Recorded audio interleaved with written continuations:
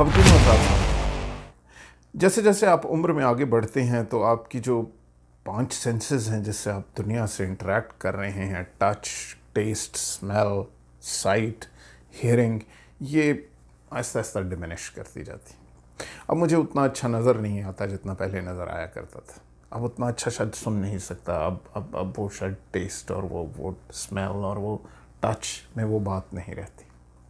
लेकिन एक चीज़ मेरी is my sense of inquisitiveness and curiosity, जो कि मुझे हमेशा फैसिनेट करती थी। I just want to know everything. I can clearly remember कि जिस दिन मुझे ये पता चला कि दुनिया गोल है, पहले ये कॉन्सेप्ट मैं अपने दिमाग में डाल नहीं सकता था कि गोल है क्या, मतलब ये तो गोल नहीं है, तो मुझे फ्लैट नज़र आती है। But the moment somebody said कि आप ज़रा समंदर के किनारे जाके खड़े हों और आप देखें तो पहले आपको जहाज़ का जो टॉप का बादबान है वो उसका टॉप नज़र आता है और फिर आहिस्ता आहिस्ता पूरा जहाज़ नज़र आता है। तो ऐसे है जैसे वो किसी चढ़ाई से ऊपर चढ़ रहा है। अदरवाइज़ तो जहाज़ सिर्फ, अगर दुनिया फ्लैट होती तो छोटा होता जाता और सिर्फ बड़ा होता, लेकिन उसकी ऊपर से टिप नज़र आना शुरू होती है और फिर आहिस्ता आहिस्ता पूरा जहाज़ आपके सामने आता है। तो ये, and I remember once I visualised it, तो आई वाज फैसिनेटेड कि दुनिया गोल है और मैं एक राउंड सरफेस पे चल रहा हूँ। इससे मेरी फैसिनेशन इस तरह थी कि अब अगर मैं इस गोल पे यहाँ खड़ा हूँ, और ज़ाहिर है वही सारी बातें जो कोई भी बच्चा सोचता है कि ये जब घूमती है तो मैं नीचे आ जाता हूँ, तो मैं उल्टा क्यों फील नहीं करता। तो मैं कई दिन बैठा ये सोचता रहता था कि अब मैं किस तरफ होऊंगा। और but the next thing that hit me was जब मैंने न्यूटन के फिज़िक्स के लॉज पढ़ना शुरू किए, और उसमें जब लॉज ऑफ मोशन पे मैं आया कि जी अगर आप कोई चीज़ फेंकते हैं, यूँ गेंद, पत्थर, कुछ भी, तो वो ज़ाहिर है हवा में यूँ उड़ता हुआ जाता है, लेकिन साथ साथ उसको ग्रेविटी खींच रही है, ज़मीन की कशिश शकल, तो वो सीधा नहीं ट्रैवल कर रहा, वो यूँ गिर रहा है। गोली भी इसी तरह नीचे गिर रही है। सो अल्टीमेटली हर चीज़ इस तरह राउंड नीचे जा रही है। और अब चूँकि मेरी दुनिया गोल थी और उस पर जब मैंने यहाँ खड़े होकर एक पत्थर फेंका तो ये गोल पत्थर यहाँ गिर जाता था। तो मैं ये सोचता था कि अगर मैं एक पत्थर को इतने ज़ोर से फेंकूं कि ये इस गोलाई से आगे निकल जाए तो फिर ये कहाँ गिरेगा। And that was another fascinating concept that I always used to think about. Or Newton's laws of motion. अभी now I'm turning 15, 16, और मेरी फेवरेट किताब मेरी कोर्स की ओ लेवल्स की फ़िज़िक्स की किताब है, और मैं एट टाइम्स रात को बैठ के उठ के उसको नावल की तरह पढ़ता होता था, और फिर I was absolutely fascinated by it कि ये क्या है और ये क्या हो रहा है। एंड देन आई फाउंड, और जब आप किसी चीज़ को फेंकते हैं न्यूटन्स के लॉज ऑफ मोशन में, तो अगर आप उसको बिल्कुल 0 डिग्री पे फेंकेंगे तो वो जल्दी ज़मीन पे गिर जाएगी, अगर आप उसको थोड़ा सा ऊंचा फेंकेंगे तो वो ज़्यादा दूर जाके गिरेगी, और 45 वो अप्रोप्रिएट एंगल है जिस पे आप फेंकेंगे तो उसके जो वेक्टर्स बन रहे हैं फोर्सेस के, वो फिर सबसे दूर जाके गिरेगा। आर्टिलरी के गोले चलाना और फलाना, हम सारे इन्हीं कॉन्सेप्ट पे काम करते हैं। एंड देन माई थॉट कि अब अगर मैं 45 की डिग्री पे एक पत्थर फेंकूं और इतने ज़ोर से फेंकूं कि वो ज़मीन के गोल से आगे निकल जाए तो क्या होगा। And soon I would find out कि ऐसी चीज़ होती है और इसको एस्केप वेलोसिटी कहते हैं, और इसी बेसिस पे रॉकेट्स उड़ते हैं, और रॉकेट की वो एक एस्केप वेलोसिटी होती है कि अगर वो उस स्पीड से ज़्यादा तेज़ी से उड़ेगा तो वो ज़मीन की, अब जब वो गिर रहेगा तो वो ज़मीन के गोल से बाहर गिरेगा, जैसे ऑर्बिट में कहते हैं हम, चला जाता। सो एंड वो एस्केप वेलोसिटी आई थिंक, अभी मुझे याद तो नहीं है, मेरे ख्याल 6.9 माइल्स पर सेकेंड है या इस तरह की एक चीज़। So I was completely fascinated, I always have been fascinated by the world we've lived in. जब मुझे ये पता चला कि जो सूरज है उसकी लाइट हम तक कोई 9 मिनट में पहुंचती है, और ये रियलाइजेशन कि जो मैं सूरज अभी देख रहा हूँ ये सूरज यहाँ नहीं है, ये तो वो सूरज मैं देख रहा हूं जो 9 मिनट पहले था सूरज। यानी कि अगर अभी ये सूरज फट जाए तो मुझे पता भी नहीं होगा, मैं तो इसे देखता रहूंगा, लेकिन ये वहां नहीं होगा। और वो जो मैं सितारा देख रहा हूं, क्योंकि जो हमसे अर्लीस्ट नियरेस्ट स्टार है वो अभी, अगर मैं गलत नहीं हूं तो 4.1 लाइट ईयर्स दूर है। यानी कि लाइट को 4 साल लगते हैं मुझ तक पहुंचने में, जो सितारे से चली है। तो मैं सितारों को देखता होता था और वंडर करता होता था कि यार ये जो सितारा मैं देख रहा हूँ ये यहाँ है भी कि नहीं है। सो द कॉन्सेप्ट कि जितना मैं डिस्टेंस में देख रहा हूँ उतना मैं वक्त में पीछे देख रहा हूँ was an absolutely fantastic concept for me. And I have been fascinated with almost everything that I have seen in my life. It's such an exciting time to be alive in. Every day is exciting for me because every day something new is happening, and we are at a verge where this is going to go phenomenal in the next 10 to 15 years. दो सूरतें सामने आती हैं, या तो हम खत्म human civilisation, या sky is the limit, we become immortal. Okay, so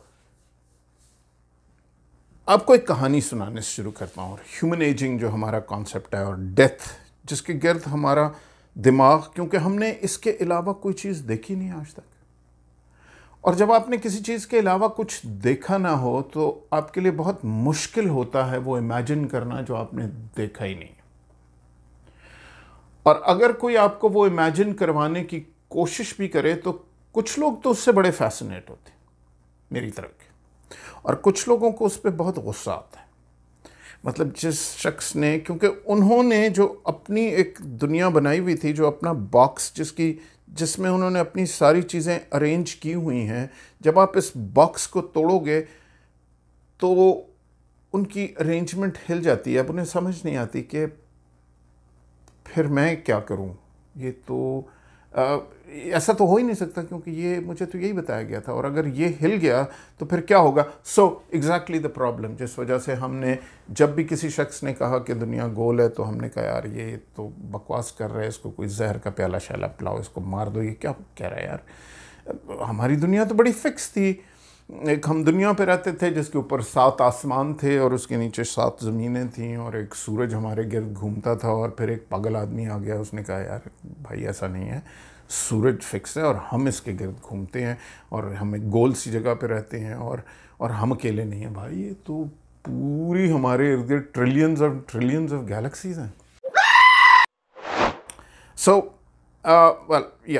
let's kind of go there. So there is physics, and then there is chemistry, and then there is biology. And physics turns into chemistry, and chemistry turns into biology. And biology turns into life, which is a very rare phenomena. Life क्या है, हम आज तक कोई इसका जवाब नहीं दे सका। अब इसी सवाल को, सिर्फ लाइफ क्या है, इसको देखने के 2 तरीके। एक तो ये तरीका है कि हम माने कि यार हमें पता नहीं है कि लाइफ क्या है, और जैसे ही कोई बंदा गुजरे कि वो कहे कि यार मुझे पता है लाइफ क्या है, तो मैं भागा भागा जाऊँ, उसको बोलूँ यार तू बैठ जा, मैं तुझे चाय भी पिलाऊंगा, मुझे समझा ये क्या है, ठीक है जी।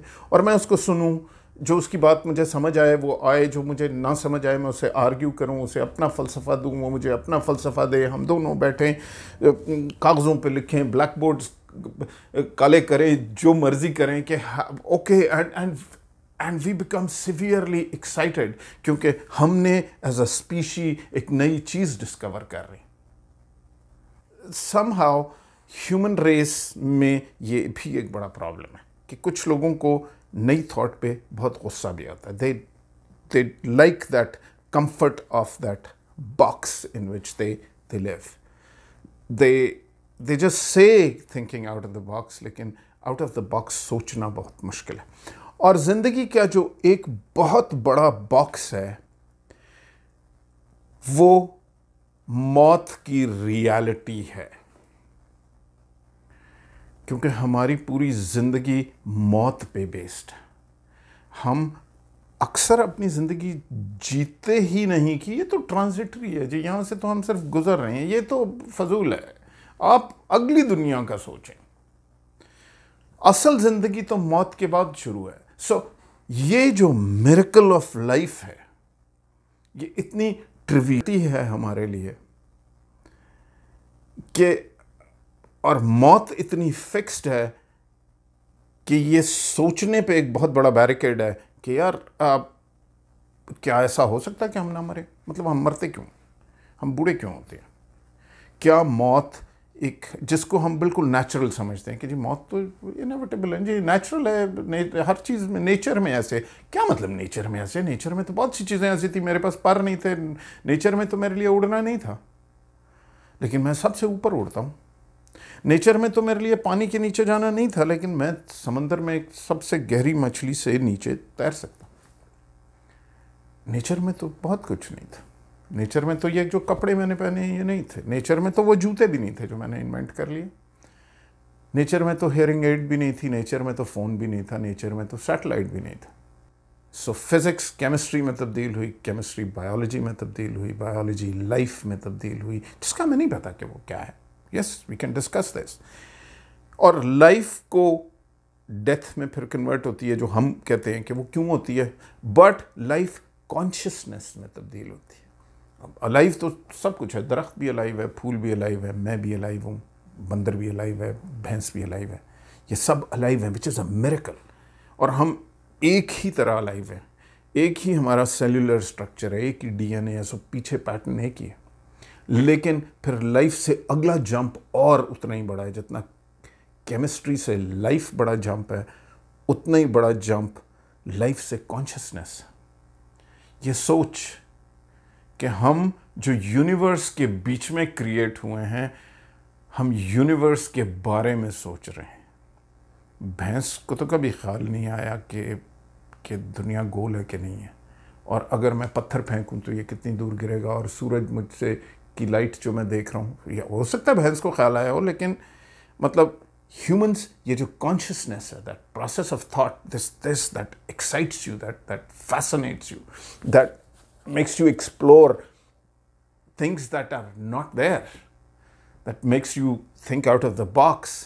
ये consciousness, ये तो और उससे भी next चीज़ है, and we have no understanding of what it is. और अब हम एक artificial intelligence बना रहे हैं, और हम एक बड़े exciting time. So the first block problem to living forever is here. It's not here, it's not in technology, it's in our own minds, it's in our own thoughts. It is such a deeply ingrained thought कि हमें इस thought सोचने में मसाइल होते हैं। आपको एक कहानी सुनाता हूँ, यहाँ से शुरू करते हैं आपकी थॉट को थोड़ा थोड़ा कुरेदना जैसे मेरी कुरीदी गई थी। मेरे लिए भी उतना ही मुश्किल था ये सोचना। स्टोरी है, नीचे मैं लिंक भी आपको दे रहा हूँ। It's a story of a dragon. तो एक मुल्क है जिसमें लोग रहते हैं, और उस मुल्क में एक ड्रैगन आ जाता है, और ड्रैगन बड़ा ख़तरनाक और खौफनाक होता है। और वो ड्रैगन ये कहता है कि भाई हर रोज़ मुझे जो है ना, वो आता है और उनके गांव और शहरों को तबाह करता है और लोगों को खा जाता है वो रोज़।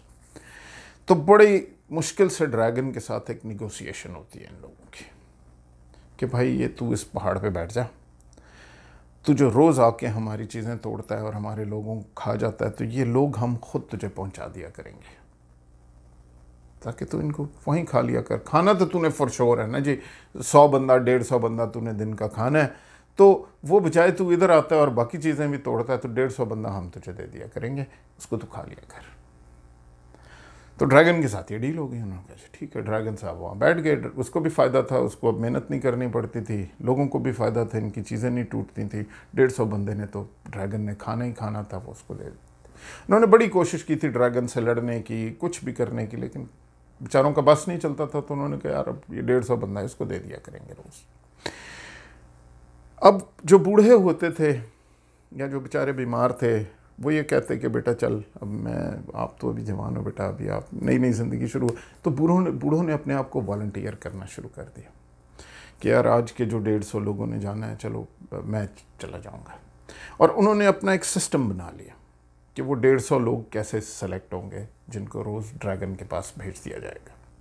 और वो ड्रैगन भाई वहाँ बैठ गए और यहाँ से एक पूरा सिस्टम बन गया। 150 लोगों को कैसे सेलेक्ट किया जाएगा, 150 लोगों को कैसे फिर गाड़ी में बिठाया जाएगा, रेलवे की पटड़ी लगाई गई वहाँ जाने के लिए। ड्रैगन ने आहिस्ता आहिस्ता ज़्यादा से ज़्यादा लोग खाने शुरू कर दिए, क्योंकि शहर भी ज़्यादा से ज़्यादा बढ़ता गया और ड्रैगन की एपेटाइट भी बढ़ती गई और ड्रैगन मोटा ताज़ा तगड़ा होता गया और डील उससे बढ़ती गई। और फिर वो जो 150 आदमियों से शुरू हुआ था वो 15,000 आदमी दिन के हो गए और फिर 50,000 आदमी दिन के हो गए। और उनको ट्रांसपोर्ट करने के लिए फिर रेल की पटरियाँ लगनी पड़ी। वो एक पूरे बिजनेसेस बन गए, उनको ट्रांसपोर्ट करना, उनके जाने की रसूमात अदा करना एक पूरा कारोबार और बिज़नेस बन गया। बादशाह की कोर्ट तक, फिर उनके जो पीछे लवाहकीन बच जाते थे उनका ख्याल रखना, उनको तसल्लियाँ देना, वो भी एक पूरा कारोबार बन गया। और लोग भूल भुला गए और कई 100 कई हज़ार साल गुजर गए। और यही तरीका था कि ड्रैगन को लिए एक बल्ली तैयार होती थी जो उसे दे दी जाती थी। और जाहिर है अब दुनिया ये सोच ही भूल गई कि इस ड्रैगन से हम क्या लड़ भी सकते हैं। आहिस्ता आहिस्ता इस शहर की टेक्नोलॉजी भी बढ़ रही थी।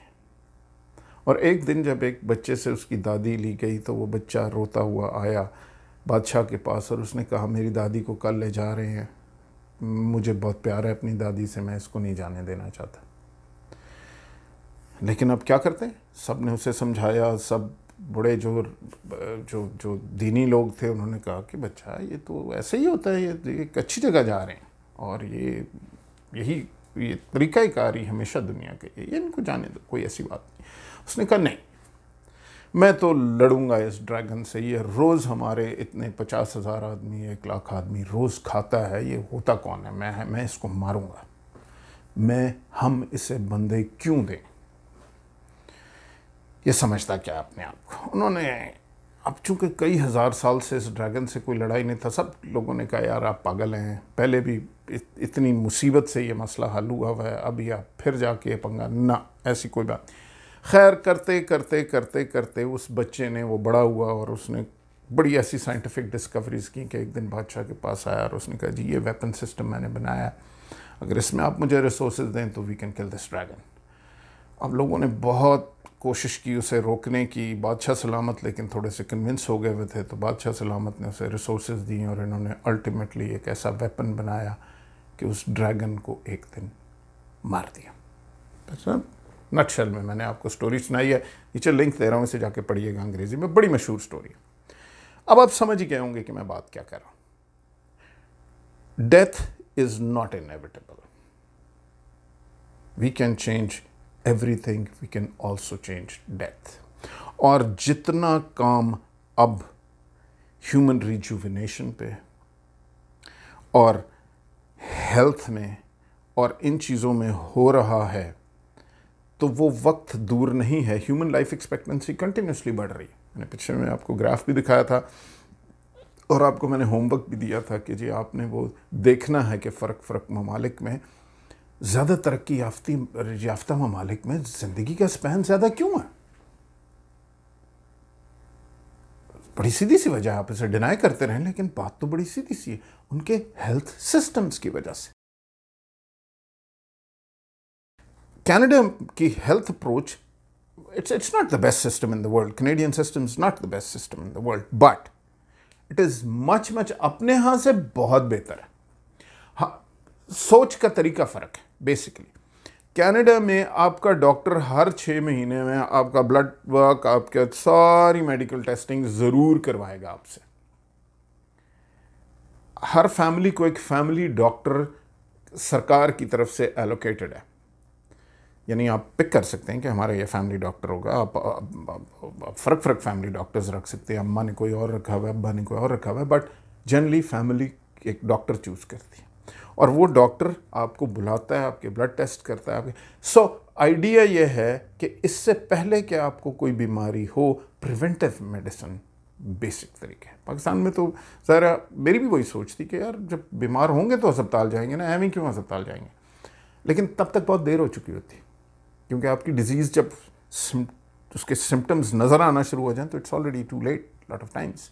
यहाँ दे स्टार्ट सीइंग, और अब जो फ्यूचर में मेडिकेशन आ रही है, जो आपके डीएनए पे बेस्ड होगी, जो आपके लिए कस्टमाइज्ड होगी, एंड अगर ये एआई आ गई तो हम जिस तरफ जा रहे हैं, radically human life expectancy, human life spans, death itself, ये फंडामेंटली चेंज होने वाले कॉन्सेप्ट्स हैं। और मैंने कहा कि इसकी इम्प्लीकेशंस इतनी ज़्यादा हैं कि इस पे आपका सही दिमाग, द इंटायर कॉन्सेप्ट ऑफ, बहुत से लोग कहते हैं अच्छा यार अगर सब बूढ़ों ने मरना बंद कर दिया तो फिर दुनिया की पॉपुलेशन कहाँ जाएगी। It's a good social question. So इसकी ह्यूज सोशल इम्प्लीकेशंस हैं। मेरे ख्याल में दुनिया की पॉपुलेशन कहीं भी नहीं जाएगी, थोड़ी देर के लिए बढ़ेगी लेकिन फिर then it's just going to taper off, it will be fine. Because say for example मैं हूँ, मेरे 2 बच्चे हैं, आपके ख्याल में आप मैं 100 साल जीऊँ, 90 साल जीऊँ, या मैं 900 साल जीऊँ, आपके ख्याल में मैं और बच्चे करना चाहता हूँ? ओ भाई 2 बड़ी मुश्किल से पाल लिए, बहुत हो गया। सो इट्स नॉट नेसेसरी कि अगर लोगों के लाइफ स्पैन्स बढ़ेंगे तो लोग, but I would love to have that time in my life कि मुझे वो लग्जरी होती कि मैं 100 साल बैठ के फिजिक्स पढ़ता अपनी मर्जी से, मैं 100 साल बैठ के केमिस्ट्री पढ़ता, मैं 100 साल बैठ के बायोलॉजी पढ़ता, मैं मेरा दिमाग कंप्यूटर में डाल दिया जाए ताकि मैं सब चीज़ें डिस्कवर करूं कि ये कैसे चलता है सारा। मेरे लिए बहुत बड़ी फैसिनेशन तब थी जब मुझे ये पता चला कि मैं स्टार डस्ट हूं। मैं, आप, ये सब चीज़ें आपके इर्द गिर्द, ये सितारों की राख हैं। हम कैसे सितारों की राख हैं? सो let's start with the physics and ultimately let's come to life. I think आप डेथ की और इमॉर्टैलिटी की बात तो तब करेंगे ना जब पहले आपको लाइफ की तो समझ आए कि हम लाइफ तक कैसे पहुंचे, और लंबा होगा तो हो जाएगा, सो व्हाट। सो आज जब मैं आपके सामने खड़ा हूं और आप ये सुन रहे हैं मेरी बात, तो ये इस मोमेंट की बात नहीं है,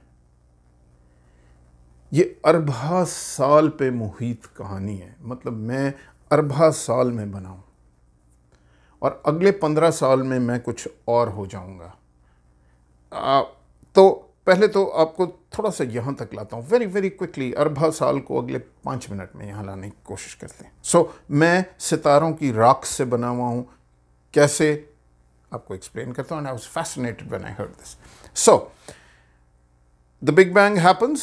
मैंने आपसे कहा कि जी साइंस में की सोच में और फिक्स्ड सोच में, लड़ाई वाली सोच में फ़र्क ये है कि वी अग्री कि हमें नहीं पता।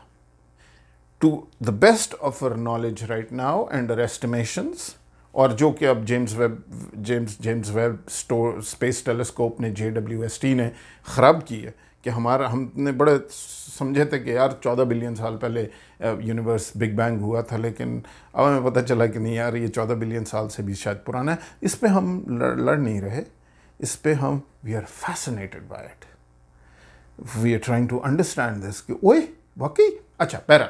सो whenever it started, 4 fundamental forces and 4 fundamental particles से शुरू होता है, और वो फिर बेसिक पार्टिकल्स बनना शुरू होते हैं। इलेक्ट्रॉन बनने में एक टाइम लगता है। सो मेरा जिस्म में जो ट्रिलियंस ऑफ इलेक्ट्रॉन्स हैं, ये पहले ये इलेक्ट्रॉन्स बने थे कहीं।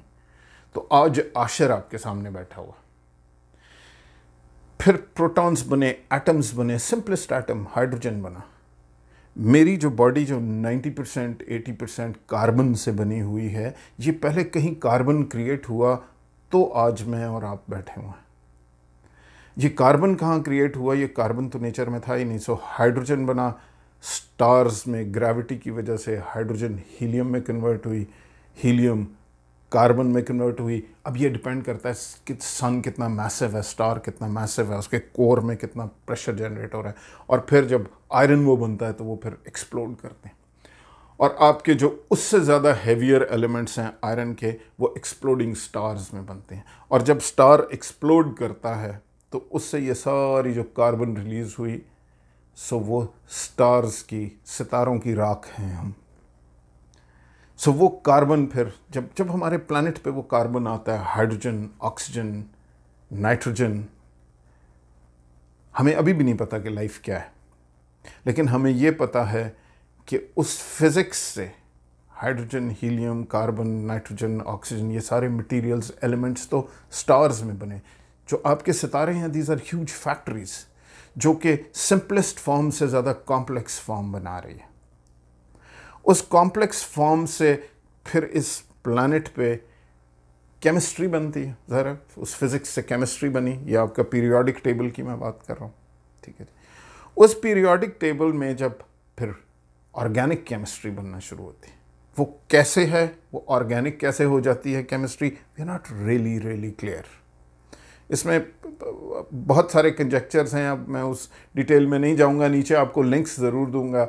It's a fascinating story, watch those links and you will just go crazy. मैं घंटे घंटे बैठ के देखता रहता हूँ। We are still trying to find the answer, life कहाँ से आई, और लाइफ कॉन्शियसनेस तो अभी उससे बहुत आगे की बात है। ह्यूमंस कहाँ से आए वो तो, और ह्यूमन कॉन्शियसनेस कहाँ से आई वो उससे नेक्स्ट बात है, लेकिन life itself billions of years, और फिर वो फर्स्ट यूनिसेल्युलर ऑर्गेनिज्म, और फिर आगे और आगे और आगे, और अल्टीमेट कॉन्शियसनेस, और इंसान, और मैं और आप।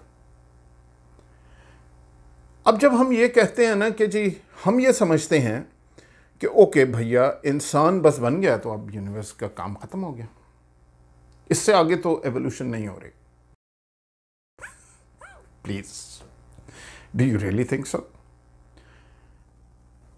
इन बिलियंस ऑफ ईयर्स के सफर में आज हम यहां खड़े हैं, लेकिन यहां पे अब ये मोमेंट फ्रोजन थोड़ी है। ये मैं और आप चाहते ज़रूर होंगे, हम कहते होंगे कि हम अशरफुल मखलूक़ात हैं, बस सब कुछ बन गया, अब इसके बाद तो कुछ नहीं बनना। Excuse me, we are changing. Everything is changing. There's billions of years to come. We are just that single frame in that evolution. This is where we are right now. And the next 3 to 4 to 5 years, अभी तक हम natural evolution पे आ रहे हैं। Nature ने जो कुछ किया उसमें हमने थोड़ी अपनी इख्तराएँ डाली हैं। अपनी आंखों को हमने बेहतर कर लिया, अपने कानों को बेहतर कर लिया, दांत पूरे कर लिए, अपने लिए जूते बना लिए, कपड़े बना लिए, ट्रैवल करना शुरू कर दिया, स्पेस में चले गए। लेकिन अब जो अगले 4-5 साल में हम करने जा रहे हैं, that is going to be, हम अपना फंडामेंटल स्ट्रक्चर चेंज कर लेंगे। We are evolving to something higher, we are becoming immortals. अच्छा जी, अब इमॉर्टल को मैं 2 किस्म के कॉन्सेप्ट्स में तोड़ता हूँ। एज अ स्पीशी तो शायद हम इमॉर्टल अभी तक नहीं हुए, लेकिन होने वाले हैं, and let me kind of explain that thought. And then as individuals immortal वो नेक्स्ट स्टेप है। एज अ स्पीशी इमॉर्टल से क्या मतलब है? मतलब ये है कि इस प्लैनेट पे तो ज़रा हम हैं, और अगर इस प्लैनेट को कोई बड़ी सी उड़ता उड़ता आके एस्ट्रॉयड ऐसा ना लग गया कि हम बिल्कुल डायनासोर्स की तरह सब उड़ गए, क्योंकि डायनासोर इतनी बड़ी चीज़ की सिर्फ इतनी औकात थी कि एक स्पेस से एक बटा के लगा और that was the end of it. आज एज ह्यूमंस ये तमाम अशरफुल मखलूक़ात जो हम अपने आप को कहते हैं, हमारी औकात सिर्फ एक उड़ते हुए वट्टे के लगने की देर है इस प्लैनेट अर्थ को, and that will be your and.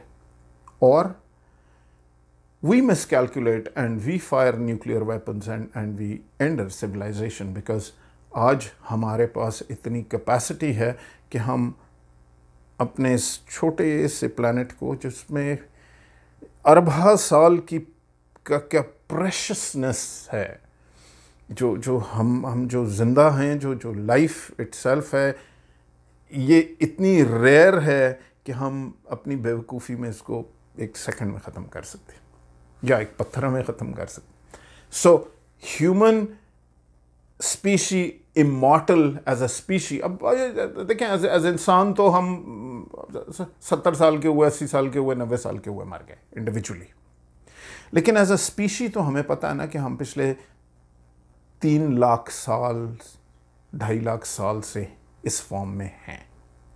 उससे पहले हम नहीं थे, क्योंकि उसका कोई रिकॉर्ड हमें नहीं मिलता, लेकिन पिछले ढाई लाख साल से हम इस फॉर्म में। अब हम ये फॉर्म तब्दील कर लेंगे आगे, बट इस वक्त तक हम खतरे में हैं कि हम सारे के सारे एक छोटे से सैयारे पे हैं जिसको हम ज़मीन कहते हैं, और खुदा न खास्ता इधर कुछ हो गया तो ह्यूमन रेस फिनिश्ड। ठीक है जी। नाउ ऐसा वक्त बिल्कुल करीब पहुंचा हुआ है कि हम एज अ स्पीशी तो इमॉर्टल होने वाले हैं। और एज अ स्पीशी का मतलब यह है कि अगर हमने चांद पे, मरीख पे और सैयारों पे हम फैल गए और हमने अपने अड्डे बनाने शुरू कर दिए, तो फिर खुदा न खास्ता अगर इस प्लानट को कुछ हो भी जाता है तो ह्यूमन रेस बिकम्स इमॉर्टल, क्योंकि फिर हम फैल चुके हैं इस यूनिवर्स में। और एक दफ़ा अगर हम इस यूनिवर्स में फैल गए तो then we become immortal. Now इसके लिए आपको एक दूसरा कॉन्सेप्ट देना बड़ा ज़रूरी है, which was again I was fascinated when I heard that concept. ये मैंने आपसे पहले भी इसका जिक्र किया है। इस कॉन्सेप्ट का और ह्यूमन इस पीरियड में जब हम मॉर्टल सिविलाइजेशन से इमॉर्टल सिविलाइजेशन पे जा रहे हैं, तो ये एक बहुत ख़तरनाक वक्त है। जो मैंने आपसे गुजारिश की कि या तो अगले 10 से 15 साल में ह्यूमन रेस ख़त्म हो जाएगी या हम इमॉर्टल हो जाएंगे। इसका क्या मतलब है? ये थॉट शुरू होती है थोड़ी सी आपको समझाने के लिए, और बड़ी इंटरेस्टिंग थॉट है। एक चीज़ है जिसे कहते हैं फर्मीज पैराडॉक्स। और फर्मीज पैराडॉक्स ये है कि जी इतना बड़ा यूनिवर्स है, इसमें इतने अरबा कहकशाएं हैं, उसमें खरबा सैयारे हैं, और तो किसी लाइफ ने अभी तक हमें कांटेक्ट क्यों नहीं किया? सो वो लाइफ कहाँ है? ठीक है जी, क्या हम अकेले हैं इस यूनिवर्स में? क्या फासला इतना ज़्यादा है कि कोई एक दूसरे से रब्ता नहीं अभी तक कर पाया? या लाइफ हमसे पहले लोग मर चुके हैं, या हम सबसे पहले हैं और आने वाले अभी तक आए नहीं हैं? सो इस पे एक अजीब सी थॉट थी, और ये फर्मीज पैराडॉक्स कि जी सिविलाइजेशंस सारी की सारी पनपती नहीं हैं, वो ख़त्म हो जाती हैं एक टाइम पे, वो मॉर्टल होती हैं सिविलाइजेशंस। रोमन सिविलाइजेशन आई, ख़त्म हो गई, नहीं, स्पीशीज़ मॉर्टल होती हैं। सो ह्यूमंस, क्या डायनासोर ख़त्म हो गए ना जी, तो क्या स्पीशीज़ एक टाइम पे ख़त्म हो जाती? सो अब इस थॉट को जहन में रख के आप आए 1964 से आपको कहानी सुनाता हूँ। ये जो थॉट है कि जी हम अब इमॉर्टल होने वाले हैं। एक साहब हैं, पहला नाम मैं भूल गया हूँ, निकोलाई है शायद, लेकिन सेकंड नेम उनका कार्डेशेव है। कार्डेशेव साहब रशिया में हैं, और ये कोई 1964 है गालिबन, अर्ली 60s की बात है, और ये सर्च कर रहे हैं सेटी पे। सेटी कहते हैं search for extra terrestrial intelligence. पहले इतने बड़ी इंटेलिजेंस है तो अभी हम बाहर ढूंढ रहे हैं। खैर एनीवे, तो इनको एक ख्याल आया कार्डेशेव साहब को कि यार ये मैं क्या देखी जा रहा हूँ, मुझे कैसे पता चलेगा कि मैं जो देख रहा हूँ ये एक्स्ट्रा टेरेस्ट्रियल इंटेलिजेंस, मतलब मैंने कभी देखा ही नहीं है। कोई स्टैंडर्ड्स तो तय होना ताकि मुझे पता चले कि जब मैं देखूं कि ओहो अच्छा ये है जो मैं ढूंढ रहा था। तो उन्होंने एक कॉन्सेप्ट पेश किया, और उन्होंने कार्डेशेव साहब ने स्केल ऑफ सिविलाइजेशंस का कॉन्सेप्ट पेश किया। उन्होंने कहा कि जी अगर एक सैयारे पर एक कोई स्पीशी हो गई है पैदा जो कि इंटेलिजेंट स्पीशी है, एक्स्ट्रा टेरेस्ट्रियल इंटेलिजेंस है किसी पे, तो आप इतने बड़े यूनिवर्स में उस छोटे से सैयारे पे उन लोगों को, माइक्रोब जितने लोगों को देख ही नहीं सकते ना इतने डिस्टेंस से, तो कैसे देखेंगे आप? लेकिन आप स्पीशी को तब डिटेक्ट कर सकेंगे, आर्टिफिशियल इंटेलिजेंस को, एक्स्ट्रा टेरेस्ट्रियल इंटेलिजेंस को, जैसे जैसे इंटेलिजेंस ग्रो करती है तो वो एनर्जी यूज़ करना शुरू करती है। और ये बात बिल्कुल ठीक है। जब हम बहुत पुराने थे तो हम क्या एनर्जी पे हमारा कंट्रोल था? ज़्यादा से ज़्यादा हम दरख्त की चंद लकड़ियाँ जमा करके एक आग लगा लेते थे। तो ये इस आग को अगर कोई स्पेस से देख रहा होगा तो वो एक प्लैनेट पे लगी हुई अरबा मील दूर एक छोटी सी आग तो डिटेक्ट कर नहीं सकता। लेकिन जैसे जैसे हमने तरक्की की, हमने इलेक्ट्रिसिटीज़ बनाई, हमने पावर की यूज़, सोसाइटी स्पीशीज़ जैसे जैसे बढ़ेंगे उनकी पावर की कंजम्पशन बढ़ेगी। अब हमारे जगमगाती दुनिया है कि आपको स्पेस से भी हमारे शहर नज़र आते हैं। तो जब एक सिविलाइजेशन, एक स्पीशी टेक्नोलॉजिकली डेवलप करेगी तो वो एनर्जी की यूज़ उसकी बढ़ेगी, और एनर्जी अपना सिग्नेचर छोड़ती है। माइक्रोवेव्स, साउंड, अभी ये जो जितनी हमारी अर्थ की साउंड्स हैं, रेडियो वेव्स हैं, ये सारी अब स्पेस में ट्रैवल कर रही हैं, और जब से हमने पहला रेडियो बनाया वो ट्रैवल कर रही। तो हम सडनली यूनिवर्स में ऑडिबल हो गए हैं, हम सडनली यूनिवर्स में विजिबल हो गए हैं। लेकिन अभी तक भी हमारी वो विजिबिलिटी उतनी हाई नहीं है। सो इन्होंने कॉन्सेप्ट ये दिया कि पहली स्टेज जहाँ पे आप किसी सिविलाइजेशन, किसी स्पीशी को डिटेक्ट कर सकेंगे, वो स्केल 1 सिविलाइजेशन होगी। तो उसे कहते हैं कार्डेशिव स्केल 1 सिविलाइजेशन। इस लेवल पे आप, अब अगर आप अपने टेलीस्कोप में देख रहे हैं तो आप बता सकेंगे कि ओ यहाँ पे इंटेलिजेंस है। और वो स्केल 1 सिविलाइजेशन को उन्होंने कैसे डिफाइन किया? उन्होंने कहा कि हर जो सैयारा होता है, प्लैनेट अर्थ भी इसी तरह, हमारी तरह, हम में जो तमाम पावर मिल रही है वो अपने लोकल स्टार से, अपने सूरज से मिल रही है। So our sun is giving us all the power on this planet. अब इस सूरज की जो हमारी ज़मीन पे गिरती है ताकत, एनर्जी, हम वो भी सारी नहीं कैप्चर कर सकते। इसमें से बहुत सारी स्टोर्ड है एज पेट्रोलियम, एज फलाना। बाकी जितनी सनलाइट गिर रही है, जिससे विंड्स जनरेट हो रही हैं, हमारी ना सोलर एनर्जी पे पूरा अबूर है जो सूरज से पूरी आ रही है, ना हमारा पूरी उसकी साउंड एनर्जी, विंड एनर्जी पे पूरा अबूर है। सो कार्डेशिव साहब ने कॉन्सेप्ट ये पेश किया कि स्केल 1 सिविलाइजेशन वो होती है जो उसके प्लैनेट को जितनी लोकल स्टार से एनर्जी मिल रही हो उस पे उसको पूरा अबूर हासिल हो। सो अब से कुछ साल पहले तक, और उसके कुछ स्केल्स दिए गए हैं, पता नहीं कितने टेरावाट ऑफ पावर, स्केल 1 को अब हमने एक नंबर दिया, मैं नीचे लिखा आ रहा होगा बाय द टाइम मैं इसे एडिट कर रहा हूँ। तो स्केल 1 सिविलाइजेशन वो हुई कि अपने प्लैनेट को जितनी उनके पास एनर्जी अवेलेबल है उस पे उसको 100% कंट्रोल है। This is scale 1 civilisation. ये सिविलाइजेशन जो है इस स्टेज पे ये अपने इर्द गिर्द के सैयारों को पे कॉलोनीज बनाना शुरू कर देगी, because this is sufficient power and this is sufficient technology for this civilisation कि अब ये इमॉर्टल हो जाएगी, अब ये फैल जाएगी यूनिवर्स में। अब इसको डिटेक्ट करना कोई दूसरी सेटी के लिए आसान है। कार्डेशिव साहब अब इसका सिग्नल देख सकते हैं पॉसिबली, क्योंकि अब इसकी स्पेस फ्लाइट, अब इसके जगमगाते शहर, शायद आपको ह्यूमन रेस इस वक्त जो इस हिसाब से कार्डेशिव स्केल्स के मुताबिक हम तकरीबन इस वक्त 0.7-0.8 कार्डेशिव स्केल पे पहुंचे हुए हैं। हम अभी तक स्केल 1 सिविलाइजेशन नहीं बने, लेकिन अगले 20 से 25 साल में we will probably be a scale 1 civilization।